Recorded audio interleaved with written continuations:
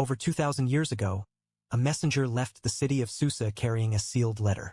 He rode through scorching deserts, across mountain passes, through rain and dust, and arrived in Sardis over 1,500 miles away in just 7 days.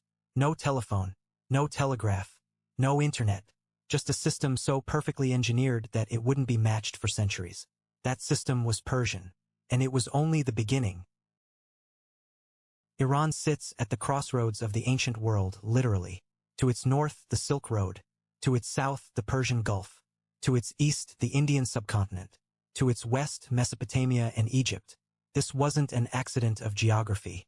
It was a stage. And for thousands of years, some of humanity's most consequential stories played out right here, shaping trade, language, law, and culture in ways most of us never learned in school. The stakes were enormous. When ancient civilizations rose and fell, Iran wasn't just watching, it was often the reason. The city of Susa alone has been continuously inhabited for over 6,000 years. 6,000 years. That means people were building homes, raising families, and exchanging ideas there before the pyramids existed. Before Rome was a village. Before most of recorded history even had a name. Then came Cyrus the Great. In 550 BCE, he built something the world had never seen. An empire stretching from Egypt to the Indus Valley, home to over 20 distinct ethnic groups, each speaking different languages, practicing different religions. And here's what made it extraordinary. He didn't erase those differences. He protected them.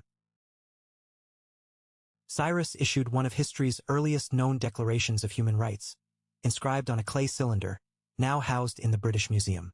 That postal system wasn't just impressive logistics, it was the nervous system of an empire built on communication and trust. Royal messengers traveled a network of roads so well maintained that Herodotus, the Greek historian, wrote about them in awe. Neither snow nor rain, nor heat nor darkness, he observed, stops these couriers. Sound familiar?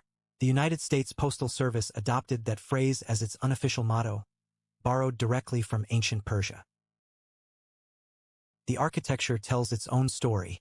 Persepolis, the ceremonial capital of the Achaemenid Empire, was constructed with stone carried from quarries miles away, decorated with carvings depicting delegations from every corner of the empire, not as conquered peoples, but as guests bearing gifts. Archaeologists note the figures are shown with dignity, not submission. That choice in stone was a political statement, a deliberate one.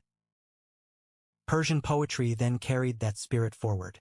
Rumi, born in the 13th century in what is now Afghanistan but writing in Persian, produced verses that are still among the most widely read in the world today. His words crossed every border, religious, cultural, linguistic. A Muslim mystic whose poetry is quoted at Christian weddings, Jewish ceremonies, and secular graduations alike. Language, it turns out, can outlast any empire. Here is the twist that reframes everything. The Persian Empire, often portrayed in Western popular culture as the villain, the dark force opposing Greek democracy, was, by many historical measures, more tolerant of diversity than the civilizations that opposed it. Greek city-states practiced slavery on a massive scale. Persia, under Cyrus, freed enslaved peoples. The story we inherited wasn't the whole story. It never is. This matters right now because we live in a world that constantly asks, can different cultures coexist? Can an empire or a nation hold together people who don't look, speak, or pray the same way? Iran's ancient history doesn't offer a perfect answer, but it offers a real one. Thousands of years ago, someone tried, and for a remarkable stretch of time, it worked. The oldest road, the oldest postal system, the oldest continuously inhabited cities. History has a way of reminding us that the things we think we invented, someone already imagined. Subscribe to factstormhub, we tell stories like this every day. Full article on factstormhub.com.